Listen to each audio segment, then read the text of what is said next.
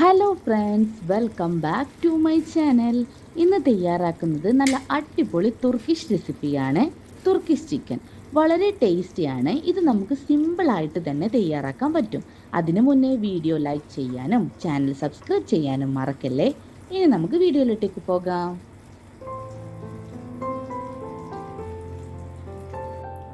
Turkish chicken തയ്യാറാക്കാൻ വേണ്ടി നമുക്ക് ആദ്യമായിട്ട് തന്നെ ചിക്കനിലേക്ക് ഒന്ന് മസാല പിടിപ്പിച്ച് വെക്കണം.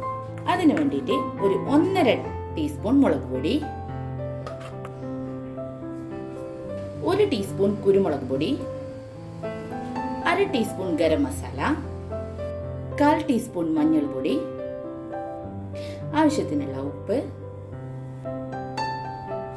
1 ടേബിൾ സ്പൂൺ തൈര്, 1 ടീസ്പൂൺ ഇഞ്ചി വെളുത്തുള്ളി പേസ്റ്റ്, 1 ചെറുനാരങ്ങയുടെ നീര്. ഇതൊക്കെ നമുക്ക് നന്നായിട്ടൊന്ന് മിക്സ് ചെയ്യാം.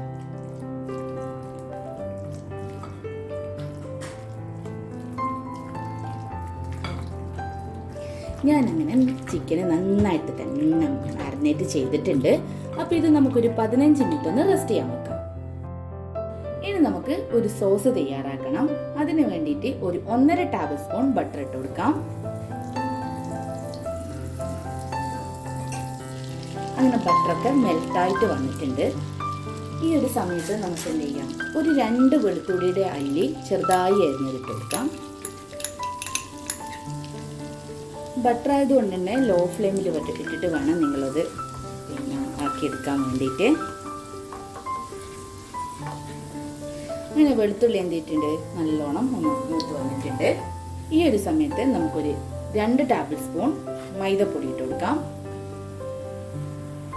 മൈദപ്പൊടി ഒന്ന് നന്നായിട്ടൊന്ന് മൂപ്പിച്ചെടുക്കണം. മൈദപ്പൊടിൻ്റെ ഒരു പച്ച മണമൊക്കെ മാറിക്കിട്ടാൻ അതുവരെ നിങ്ങൾ മൂപ്പിച്ചെടുക്കണം.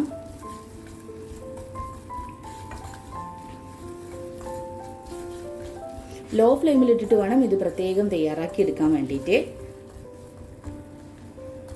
അങ്ങനെ മൈദപ്പൊടി ഒന്ന് പതഞ്ഞു വരുന്ന സമയത്ത് നമുക്ക് 1 കപ്പ് പാൽ ഒഴിച്ചു കൊടുക്കാം.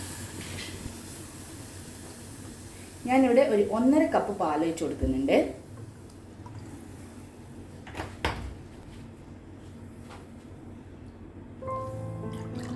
നന്നായിട്ടൊന്ന് മിക്സ് ചെയ്ത് കൊടുക്കാം.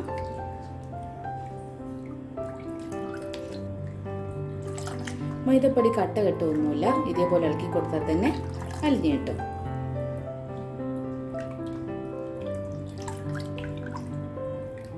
ഇങ്ങനെ മൈദപ്പൊടിയൊക്കെ അലിഞ്ഞ് വന്നിട്ടുണ്ട്.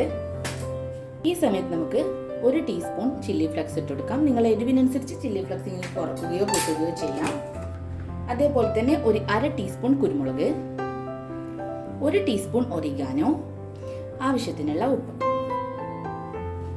ഇത് നമുക്ക് നന്നായിട്ട് മിക്സ് ചെയ്തിട്ട് തുടരെ തന്നെ ഇളക്കി കൊടുക്കണം. മൈദപ്പൊടി ആയതുകൊണ്ട് തന്നെ ഇളക്കി കൊടുത്തിട്ടില്ലെങ്കിൽ കട്ട കെട്ടാനുള്ള സാധ്യത ഉണ്ട്. അതുകൊണ്ട് നന്നായിട്ട് തന്നെ ഇളക്കിയിട്ട് സോസ് ആക്കി എടുക്കാം. നമുക്ക് സോസ് അങ്ങനെ ക്രീമി ആയിട്ട് വന്നിട്ടുണ്ട്. അധികം കട്ടിയായിട്ട് ക്രീമി ആവേണ്ട ആവശ്യമില്ല. ഈ ഒരു പരുവത്തിൽ ക്രീമായാൽ മാത്രം മതി. ഇത് കട്ട പിടിച്ച പോലെ ഉള്ളത് നമ്മുടെ വെളുത്തുള്ളി ഇല്ലല്ലോ, അതാട്ടോ ഇടക്കിങ്ങനെ വരുന്നത്. അപ്പം നമ്മുടെ സോസ് റെഡി ആയിട്ടുണ്ട്. ഇത് നമുക്ക് മാറ്റി വെക്കാം.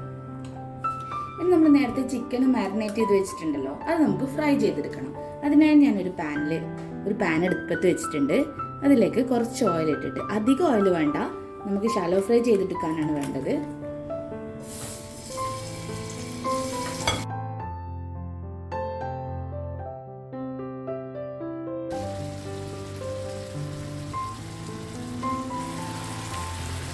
നമുക്കിതൊന്ന് തിരിച്ചിട്ട് കൊടുക്കാം.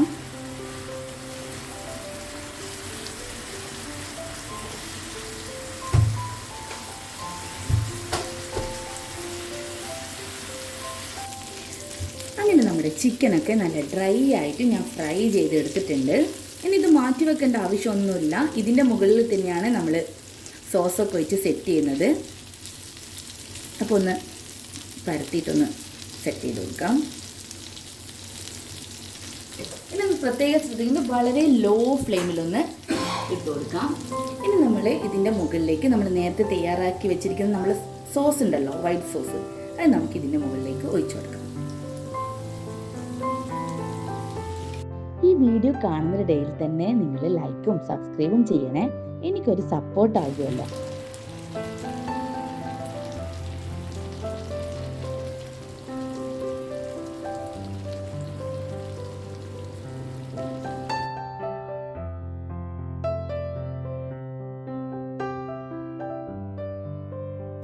ഇനി നമുക്ക് ഇതിന്റെ മുകളിലായിട്ട് മൊസറല്ല ചീസ് ഉണ്ടല്ലോ, അത് നമുക്ക് ഇട്ട് കൊടുക്കാം.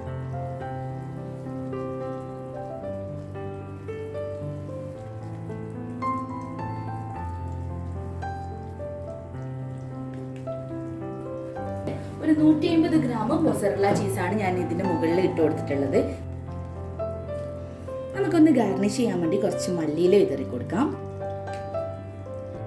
ഗാർണിഷിന് വേണ്ടി കുറച്ചൊന്ന് ചില്ലി ഫ്ലെക്സും ഇട്ട് കൊടുക്കാം.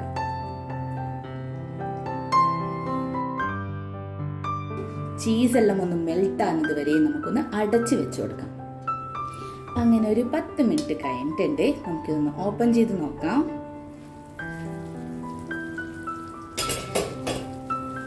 നല്ല അടിപൊളി ടർക്കിഷ് ചിക്കൻ ഇവിടെ റെഡി ആയിട്ടുണ്ട്. നിങ്ങൾ എല്ലാവരും ട്രൈ ചെയ്ത് നോക്കിയതിന് ശേഷം എന്തായാലും ഫീഡ്ബാക്ക് അറിയിക്കാൻ മറക്കരുത്. അപ്പോൾ അടുത്ത പുതിയ റെസിപ്പിയുടെ വീഡിയോയുമായി കാണുന്നവരേക്കും bye bye. Thank you for watching.